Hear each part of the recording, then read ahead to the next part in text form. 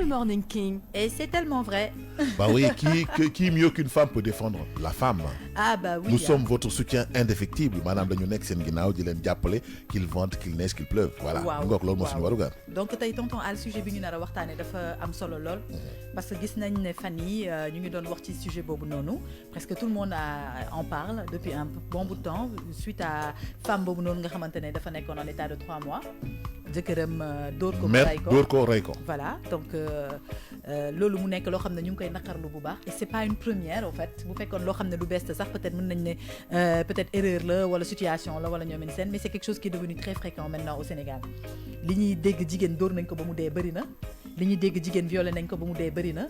xam nga jëkkër yi nga xamante ne tey dañuy dóor seen jabar yi pour aucune raison y en a beaucoup yoo xamante ne ñu ngi seen biir kër yi di ko dund te sax kenn déggu leen absolument ñu koy dund difficilement nag te kenn déggu leen gis nañ sax ni que y a l'association des juristes du Sénégal mooy jigéen yooyu noonu nga xamante ne soo amee problème conjugaux da ngay dem seeti leen ay problème mu sa jëkkër daf la dóor boo leen demee seeti ñoom dinañ def ay démarches nécessaires woo sa jëkkër menacé ko def yenn affaire yi de telle sorte que ne loolu yëpp dafay dañ. dëgg la voilà donc ñoom franchement elles font un travail magnifique ñu gis dëkk bi mooy association des juristes du Sénégal donc ñooñu moom ay jigéen la yoo xamante ne dañu xaran lool te loolu mooy seen combat mooy xeex état yooyu noonu nga xamante ne jigéen ñi dañ koy dund seen biir kër yi. dëgg la voilà donc c'est tonton Al nag xam nga tey dóor bu ñu koy wax dafa mel ni tey jii nii rek nga nekk ak koo xamante ne bëgguloo ko wala nga am kenn koo xam ne da nga ko tooñ nga dóor ko mais tey man yaakaar naa ne tey jigéen li tax ñu wax ne dañuy sëy bon maanaam relation góor ak jigéen dafa war a am yaakaar naa ne compassion respect ak amour du prochain. absolument loolu yëpp dafa war a am ci biir relation boobu noonu. pour justement éviter egg stade bii nga xamante ne mooy stade dóor wala stade yenn réaction yu brusque yi. mooy dialogue waxtaan. voilà mooy dialogue bi mooy waxtaan bi. muy bëgg bi parce que man yërmande boobu noonu man yaakaar naa nit boo demee ba ne bëgg nga ko rek yërmande daf ci war a am obligatoirement. mooy war ngaa mën a xoolee nit ki bëtu sa yaay wala nga xoolee ko bëtu sa sœur bi nga bokkal ndey ak baay ba war a tax ne loo deful sa yaay defuloo ko sa sœur waroo ko mën a def. tamit dëgg man foog naa loolu mooy déjà principale chose bi nga xamante ne te dafa mel ni comme jigéen muy góor jigéen tey buy tànn jëkkër li muy ñëkk xalaat ci àdduna mooy kii mën na ma protéger. yërmande. voilà kii am na yërmande ci man kii mën na ma protéger tey lépp lu ma soxla ci àdduna war na ci mën a taxaw. au contraire sax bu nit tey doon jéem a def dara lu bon ci man wala jéem a dóor sax moom moo fi war a nekk pour défendre. kii mën na bàyyi pour samay doom kii mën na bàyyi pour samay doom pour man kii mët na kilifa pour man kii tey dina ma protéger contre vents et marées. moo tax ñu naan dañuy ànd ci le meilleur et le pire. lépp ci consentement ci ànd. ci entente ak ñoom seen. donc tey bu ñu demee ba ñu constater ni que ne loolu noonu nit ñi génn nañ ci aspect boobu dem nañ ci aspect violence bi rek là ça devient autre chose. violence bi nag di koy indi bëri na liñ ciy wax ñeneen ñu ngi naan waaw ko jigéen ñi dañoo rëy làmmiñ. dëgg la dañoo bëri wax. non loolu c'est un fait. oui ma amul fait fii fait amu fi. d'accord loolu moom c'est un fait fii fait amu fi. wax moo dul jeex ak yéen man dama yaakaar ne wax mooy indi wax rek. waaw mais wax moo dul jeex ak yéen. non waaye wax mooy indi wax rek mais xam nga loo doonul. wax mënu laa tax ba nga doon kaay toog fii man ma toog foofu. non dama lay expliquer rek. parce que xoolal soo déconné rek dinañ la xam ne këdd wala nan mooy violence bi ñuy wax nii. non mais c'est vrai c'est pour te faire comprendre que ne tey xam nga wax tey mooy indi wax. waaye wax mooy indi fait. mais lépp lu nit di def rek dafa fekk mu doon ci moom. comme la ñu naan jikkoog borom ba pax. mais tu sais Maïté damay teg sama loxo nank foofu xam nga mooy lan. mooy ñaari nit di waxtaan. waaw nga ne ko d'accord naa muy xultu di wax. waaw sa xol xam nga sa xol bu tàng. xam nga la colère il faut que ñu def émission spéciale si loolu si santé. colère mooy tax nit ki di jàpp nit di nekk di ko dóor di ko rey di ko def yenn mais gis nga nit ki su fekkee da ngeen régler seen problème léegi après mu rombaat waaw da nga ñàkk jom waruloo moon def ni patati patata yow góor nga mais saa yi doo xam na réagir madame loolu mais man je pense que soo génnee dem ñu ne xoolal def na li ko neex wala dem na doxaani wala dem na loolu c'est un problème d'orgueil. oui c'est un problème d'orgueil mal placé. mais xam nga jigéen ñi lan mooy seen problème wax bu rëy bu ñu waxantee dëgg la jigéen day def erreur moom jël erreur bi yow bëgg la ko ànd solo yow ku góor ku mauvaise foi rek moom day def ay bêtises moom day def bêtise bu mag maanaam lu ne fang mais moom da koy jël téye ko loolu jikko jigéen la ñooy ñëpp noonu ngeen kon yéen a ngi jooy non xaaral rek ma ñëw dafa nag da ngay jël yéen seen jikko la seen jikko la lu mu leen wax ba du seen jikko da ngeen ñuy tooñ oui mais c'est normal bu ñuy wax du ñu généraliser 100% c'est évident il faut m'équilibrer non mais attends bu ñu nee 100% ça veut dire que ñun dañ dof waaw daf ci am ñu rabe. waxal ñoo xam ne 90% meluñu noonu. ay si 90% mel nañ noonu 10% ñoo melul noonu da ngeen di ñëw def seen jombe lu ne weng bu coow bi bëjee ngeen jaay rëy làmmiñ wéy ibbi seen gémmiñ nga bët bu mu lay xoolee rek déjà nii lañ mel sama réponse bi ma koy waajal waaw mooy lii voilà benn jikko ci yi ma leen wax mënuñu noppi seen gémmiñ yi mënuñu ko téye ba pare benn da ngeen ñuy sos non lu leer la da ngeen ñuy sos doo leen wax li am bu coow amee da ngeen ñu nëbb wax ji wala dañu travestir wax ji dañuy xëcc couverture bi ci seen kaw tout le temps ñoom dañuy def de mais ñoom duñu xollee li ñu wax ne ku tooñ ku xamuñu ku fayu lañ xam dëgg la ñoom dañuy tooñ ba pare ëlbati wax bi ñëw bugg la ko ànde solo ba pare benn ñaareel bi ñoom dañu égoïste seen intérêt non dañoo fiir non du fiir dañuy seen intérêt la ñuy xool bu fekkee ne seen intérêt dafa nekk en jeu dañu possessif bu fekkee seen intérêt dafa nekk en jeu ñu xëpp si kaan yi waaw toj poobar yow nag non xaar rek may suñu gële yow may ma rek man sama tontu bi fi mu nekk ni mu ngi fii mi ngi fa maa ngi lay xaar Mayte kii sa mag la waroo ko tontu noonu non dañuy waxtaan rek am problème parce que déjà ñoom benn jikko ci jikko yi mi ngi noonu may sa tempéré benn jikko ci jikko yi mooy lii muy def mënuñu noppi xam nga mooy lan yow ñoom ñu génne ñu ci suñ faar ñun ñu nekk seen kilifa yàlla dogal ne góor mooy kilifa jigéen làmmeñ bi boo ko nee benn mënu la fu waaw mais loolu justifié wul dóor yi quand même justifié wul dóor yi du question dóor xam nga dóor yi lan la du kenn dóor ñoom violence boobu ñu exercer si ñun loolu la ngay kaas mu ne mais ñoom dafa am ay forme de violence dafa am ay forme de psychologique ñoom violence bi ñuy def mooy violence bi gën a metti tim sa jëkkër di ko yekk lu mel ni xeme waaw loolu mooy violence sa kilifa non quand même mais góor bu fekkee amatul baat ci këram ndax xaru waa léegi waaw xaru daganul nag léegi mën nga maa may ma tontu xam lu muy def mën nga maa may ma tontu waaw mais xoolal xamal nooy tonton nag non man kay damay tontu say grand frère lañ ne waaw dëgg la xam nga man li ma gën a neex ci wax ji mooy mu ngi koy ràcc jëmale sa kanam moom ñëpp ko mën déedéet xam nga tey boo nee ñun jigéen ñi dañoo rëy làmmiñ dëgg la amuñu respect non am ngeen respect mais dañuy rëy làmmiñ dañuy tontu waaw ba tey benn la rek parce que tey kuy tontu comme tu dis sa kilifa ba di ko joxoñ baaraam ba di dugg ci moom respect jeex na fa man boog loolu laa jàpp si non respect dafa am loo gis ci àdduna dafa am limite tey nit bu dee da nga ko jox cër am foo toll ak moom ak foo xam ne da nga ko fa teg am na action yoo xam ne waruloo ko def tamit dëgg am na wax yoo xam ne waruloo ko wax tamit dëgg comme li ngeen wax sànq wax mooy waral peut-être parfois nga wax nit ki ba laal sensibilité am ba war a tax mu dóor la voilà loolu yëpp am na loolu yëpp ci forme de respect la bokk absolument dafa mel ni tey góor bu tiim jabaram ci biir mbooloo di ko toroxal foofu respect amatu fa que ce soit verbal que ce soit dóor muy lu munti doon y a plus de respect et je pense que respect bu amatul ci diggante ñaari nit rek respect moom bu amatul ci diggante ñaari nit rek dóor mën na cee am man loolu laa gëm pour man base bi respect la parce que xam lu tax parce que quand tu respectes la personne tey lu mu la wax am na loo xamante ne yow mën nga ko prendre sur toi prendre de la hauteur peut-être dem pour éviter sax egg ci yenn niveau yi xam nga dinaa wax benn affaire boo xam ne dafay reetaanloo nit ñi gis nga nit soo demee ba jéppi ko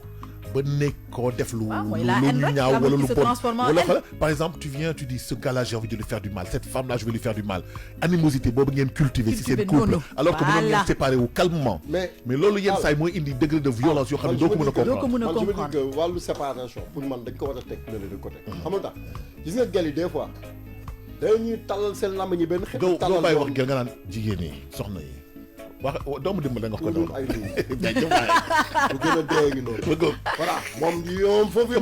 comme ça suñu leen di xas rek xoolal ñu may leen tuuti ñu dàmpal leen naan leen vous êtes des princesses vous êtes nos reines xoolal ñoom wax dëgg neex yàlla man dama koy xool rek ci sama sœur yi sama jabar yi sama yaay dama c'est-à-dire su ma leen déggee ñu wax ma damay kontaan macha allah tu vois parce que c'est-à-dire des fois man gis nga même sama yaay su ma envoyé benn message dama koy épingler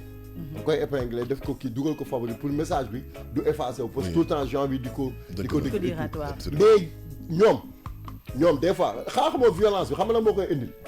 des fois dañuy wax nga ne leen noppil wax bi jeex na mënuñu noppi ñuy wax bi jeex na noppil wax bi jeex na ñuy wax noppil bu produire na benn way ratatati li ma gën a metti mooy ñoom histoire ratatati rek c'est quel fond bu ñu histoire bi xew tey bi tax ñuy wax nii ñoom histoire boobu dañ koy jël teg ko ne leen maanaam yi am dans ci 15 ans yaa ca gannaaw waaw moom la ñu delloo si yooyu la ñuy indi ba pare xoolal yokk ci ay wax mais nag Seydina am na benn bu ñu moomee benn jour dégg naa sama benn xarit moom ko wax de dama sama jabar dafa ne ma dégg naa seetkat bi nee na di nga am ñaareel bu xees te mi ngi nekk fii si Dakar xaw ma lan ak lan mais gel bi pendant une semaine daf ko mere. parce que parole d'évangile parce que kooku moo ko wax loolu. waaw mais bon après. et finalement le gars après ça a amené des problèmes entre eux ñu taajaat famille yi waxtaan ak ñoom mais finalement. mais kan moo tooñ pour yow kan moo tooñ xam ngeen lan la xam ngeen lan la gel bi xam ngeen lan la dañuy waxtaan wax dëgg ci la. adduna bi frustration ci boppam li may wax chaque jour nee naa dans un couple qui ne s'entend pas ou un couple qui a des soucis rek c'est parce qu'il y a de la frustration qui s'est installée à la base. Frustration boobu noonu installé wu c'est dû peut-être à un problème qu'ils n'ont pas su régler dès le départ. xam nga tey man ma ñëw gis lu ma naqari ci sama borom kër taajuma ko ñu waxtaan si wala boog mayuma possibilité ñu waxtaan si xam nga tey waxtaan balaa moo neex ñaari nit yi mën ko def mooy tey man ko jigéen ki ma am lu ma naqari gis ne lii daf ma naqari aw ma ci lu ma leer ma war a mën a ne sama jëkkër dama bëgg ñu waxtaan ci sujet bi mu nangoo ma déglu avec la manière non mais waxtaan la rek avec la manière non bien sûr avec la manière je suis d'accord avec toi ne coow yëpp ñàkk manière bi non je suis d'accord avec toi bëgg jël sa jëkkër taaj ko ci àndam mais man di ko imposer mais man jàpp naa ne non man jàpp naa ne man jàpp naa ne non man jàpp naa ne Seydina en général bu ñàkk manière boobu di am rek dafa fekk commencé wul ci commencement bi gis nga première fois bi ngay toogal sa borom kër pour waxtaan ak moom ci loo xam te ne fulla la tu vas jamais le faire de manière brusque tu vas toujours essayer de l'amadouer léegi nag problème bi fan lay nekk mooy yow première fois boobu noonu ngay jéem a amadouer ko am na nu muy bañee réceptionner li nga bëgg rek tu te frustres. mais xoolal dafay fekk mu nekk loo xam ni vraiment c'est logique quoi. mais logique n'exclut pas logique kay bu ñu ci bëggee am lu leer kay mooy dañuy taaj waxtaan bi waaye taaj waxtaan bi tamit na lalu ci dëgg xam nga lan moo gën a bon nga am information yu leer nga xam ne lii ngay wax sa borom kër nii dëgg la nga ñëw taaj ko laaj ko ci la manière comme tu dis toog bugg a waxtaan ak moom ci sujet bi laaj ko li waral loolu mu wax la explication buy dalal sa xel mu braqué wu mais quand il se braque à ce moment là il te prouve que ne li mu doon def noonu dëgg la mais forcément il y a un adage qui dit que la meilleure défense c'est l'attaque justement xam nga mooy problème loolu dafa yomb yéen vous êtes les plus orgueilleux de la terre yéen orgueil seen orgueil mal placé boobu noonu moo waral sax ak seen jabar yi doo leen juboo parce que le problème est que quand votre femme vous interpelle sur un sujet li ngeen di njëkk a jàpp à la place de dire non xaaral ma tontu ko comme il faut vous vous braquez genre man sa kilifa laa amoo pour poser ma genre question je n'ai pas de compte à te rendre non en matière de couple il y a pas d'histoire de compte à rendre Seydina li may wax xam nga ko da ngeen bëri wax lii xam nga boo nekkoon sama jabar wàcc naa la da ngeen bëri wax dafa am benn affaire dafa am benn affaire c'est-à-dire que dafa am benn affaire bu am c'est-à-dire que xam nga violence faite aux femmes dafa am situation yoo xam ne moo koy engendrer mooy la colère mooy nit ki nga wax ko mu xalaat ni que moom ku nekk ak fi nga yaru am na ñoo xam ne jigéen du wax jigéen da ngay exécuter c'est des vraiment ce sont des femmes soumises il faut le dire c'est des dictateurs dans leur maison et la dictature n'existe pas en amour ñun xoolal ñun amuñu culture boobu ñun suñu jabar yi dañuy waxtaan ak ñoom ñun suñu sœur yi dañuy waxtaan ak ñoom on n'a pas de sujet tabou ainsi de suite mais effectivement quand un cas de figure se pose dans un couple par exemple flagrant délit am c'est-à-dire que gel bi jàpp ko wala jàpp jigéen góor gi jàpp ko mais ku nekk ak li ngay réagir ak sa degré de colère ni ñu koy mën a contenir am na ñoo xam ne mënuñu contenir seen bopp c'est des gens qui sont violents c'est des gens très expressifs c'est des gens ñi nga xam ne de cette violence là voilà maintenant loolu c'est à bannir c'est à exclure mais situation yi nga xam ne moo koy engendrer si la ñu waxtaan nii xam nga tey man tonton Al tey je parle sur peut-être pour jigéen ñëpp laay waxal bien sûr tey benn jigéen ci àdduna tey ñaanul yàlla dugg ci góor boo xam ne da koy dóor benn jigéen ci àdduna tey duggul ci sëy en espérant que dinañ ko dóor ndax tey quoi qu'on dise li gën a garaaw ci àdduna te ñu koy dund ci mariage mooy booy doog a dugg ci biir booy doog a ànd ak nit jikko yëpp du feeñ dëgg la ci góor bi comme si jigéen bi benn 5 bu amoon 20 jikko jàppal na 10 yee feeñ yeneen 10 yi ci biir mariage bi lay feeñ yaa ngi dégg après nag à chacun de voir comment canaliser loolu comment s'adapter à environnement boobu noonu jéem a mettre environnement moo tax ñuy naan góor ak jigéen dañu war a di complémentante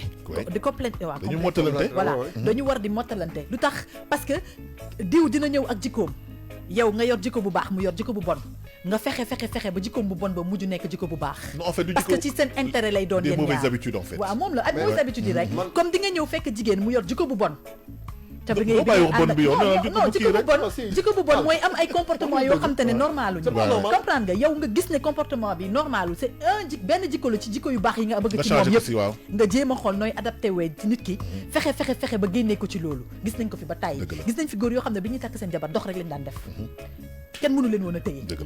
tey jii nii elle ne sort même pas de la maison bu ñu xëyee liggéey wàcc ñu seen biir kër toog di sëy boo xam te ne kenn musu ko woon xalaat ci àdduna parce que ku góor ki il a su comment faire ba gérer ku jigéen ki ba canaliser ko ba génne jikko boobu ci moom pareil ci ku jigéen dina fekk góor di naan sàngara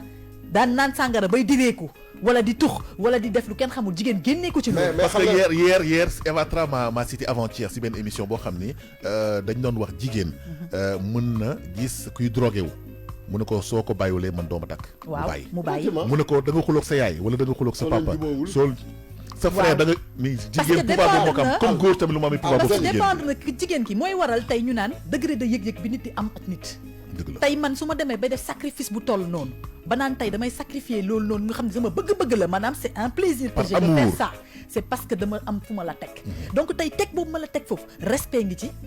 considération ngi ci amour bi ñëw fekk si ko ak complémentarité boobu noonu ñuy expliquer si ces aspects là n'existent pas dans ce mariage là il y a forcément des brutalités yoo xamante ne dafay am gis nga man gis naa góor ñoo xamante ne seen jabar yi rëy nañ làmmiñ bëri nañ wax mën nañ coow bu ñu commencé du ñu noppi mais ils ont le self-control mooy ils savent comment se contrôler mooy lu ñu mer ba yegg benn level duñu dóore dañuy génn seen kër dem seen yoon bàyyi ba tension bi wàcc ñu ñëwaat dugg ci kër gi régler problème bi yaa ngi dégg xam nga jigéen lu mu gën a bañ xam nga jigéen lu mu gën a bañ mi ngi nii may déglu ma wax la non dama lay expliquer parce que sujet bi dañuy wax ci waxu dóor jigéen kon ñun tey ñoo nekk ci position wax te jigéen bi su jëkkëram ñëwaatee pour régler problème bi mu gën a xaabaar non ça dépend kaa ma wax la benn affaire na xam nga jigéen lan la gën a bañ xam nga jigéen lu mu gën a bañ ku ko ignorer comme ni góor bañee ku ko ignorer loolu ci nit la man tey su ma ñëwee di wut histoire ratatatatatatatat nga génn bàyyi ma fa kaa ma wax ba ne suñu làmmiñ rek rëy nag boo génnee stressé nañ wuri dina beneen jigéen la ñuy wax wuy sama ndey tey la ñuy dee ndax dina ñëwaat wuy fase na ma xoolal bu dellu si waatee da nga naan cocc ni montre xam nga lu tax parce que moment boobu noonu li ngay craindre mooy déglu ba rek li ngay craindre mooy woy sama ndey seeti na beneen jigéen dina ko takk kon mu ngi may waajal takk ñaareel commencé nga tiit yaa ngi naan sa biir xel xaaral ma dal régler problème bi balaa waaji di demaat parce que am na góor ñoo xam ne seen génn du génn un jour de sañ nañu génn une semaine doo ci mën dara xam nga la mooy seen problème gel yi mooy li ma lay expliquer donc je pense que tey mooy orgueil mal placé bi voilà cette solution là je pense qu'elle est plus adaptée que di dóor parce que tey nga dóor tu vas blesser la personne elle ne va pas partir parce que tey blessé bi mooy xam nga nit mën nga ko dóor kese nga gaañ ko mu yem foofu mais am na yenn dóor yoo xam ne par exemple man leer na ma ne ñooñu noonu di dóor bay reyee bu ñu xamoon lu ñuy def duñu yegg ci acte rey parce que à la base seen dóor c'était juste pour brusquer la personne non dafa naa ñaar ñu bokkul la ñaar ñu non àll bu ñu jaawalee affaire yi de dafa am ñaar ñu bokkul ki nga xam ne dafay dóor bay reyee kooku mën na bañ a lucide waaw moom laa la wax non xaaral rek moom laa mën na wala bi nga koy def yaakaarul woon ni que dina egg ci niveau boobu gis nga jigéen gel bi nii nga dem ba ngeen jote c'est parce que gel bi yàgg na ci benn niveau boo xam ne da nga koy ne noppi xam nga y a beaucoup de paramètres yoo xam ne dafay entrer en jeu yow da ngay dëkk ci koñ gars yi respecté la kenn xamalu la dara yaa ngi dégg wàlla musique jox la cër mais benn gel jógee fa lay ñëw mel ni perroquet mel ni pii waa tàllal làmb mais loolu yoonu waa mbedd bi new ci non mais yoonu waa mbedd bi ne parce que nopp amul kubéer mais yoonu waa mbedd bi new ci non nopp amul kubéer ndax bi ngeen déglu ma Seydina xam nga tax ma ne la yoonu waa mbedd ci nekku ci ñoom tey ci xuloo boobu la ñuy basé waaye yéen ñaar bi ngeen di nekk ci néeg bi di defante lu neex boobu kenn yoonu kenn nekk kon boo leen di xuloo tamit yoonu ñi ci mbedd bi new ci gis nga bu neex boobu non li rek li ma la wax mu neex boobu donc li nit ñi di xalaat seen yoon nekk si moo tax xuloo waxtaan leen rek ba juboo waaye dóorante moom bu mu si am ak dóor moo amul yoon ak jigéen bi nga xam ni day xaar ba jëkkëram tëdd mu jël bu dëwlin bu tàng jël sotti ko wala acide wala dagg ay affaire gis nga àll li may wax léegi nii rek moo ci am gis nga man tey su fekkee ne dama nekk ci benn ba dama xam nga tey quand tu parles de les personnes yi nga xam ne lucide duñu je vais te dire un truc nit nekk na ci xeex waxuma la ba léegi sax ay dóore de nit dina xeex ngay xeex sa objectif xeex bi lan la mooy dóor nit ki ba nit ki xam ne yaa ko mën maanaam c'est ça c'est se faire respecter mais nga dóor ko coup boo xamante ne dootul jóg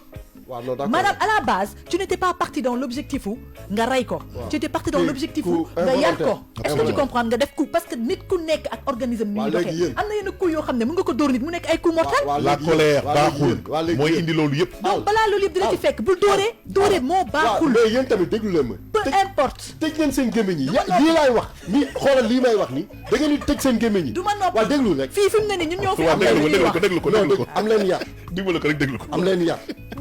am leen maturité nangu leen am kilifa yow déglu rek waaw xanaa xamoo yéen xam ngeen kañ ngeen commencé lëjël nit ñi bi ngeen commencé di wax ay parité ay ñoo yem yemuñu ay fa ngeen commencé di lëjël nit ñi da ngeen war a yem yéen jigéen dafa war a xam ne dafa am position bu leen yàlla teg dëgg la teg toog leen fa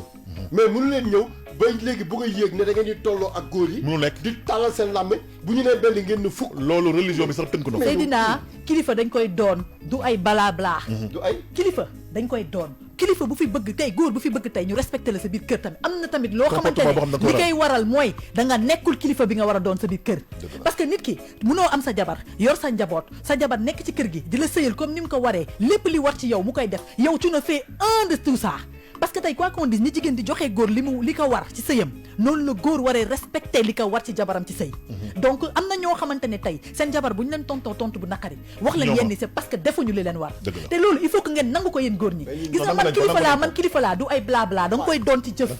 da nga koy doon ci comportement gis nga tey sa njaboot sax boo bëggee mu respecté la ci sa comportement lay doon am na ñoo xam ne seen doom yi respecté wuñu leen parce que respecté wuñu seen bopp kii dafa bëgg wax ma wax de tey la cause des femmes la ñuy défendre man jigéen laa non à la violence faite aux femmes moo amul yoon arrêté leen ko waaw man sax damay wëri avocat sax bu may jege ku ma romb sax xool ma xool bu naqari sax ma yóbbu la au ñu ça c'est de l'abus ça donc merci Maïté mu doon rubrique société bi ñu doon wax ci wàllum violence faite aux femmes maanaam jigéen yi ñu dóor ba yenn saa ñu génn àdduna wala ñu gaañu yoo xam ne daf leen di bàyyi ay séquelles wala ay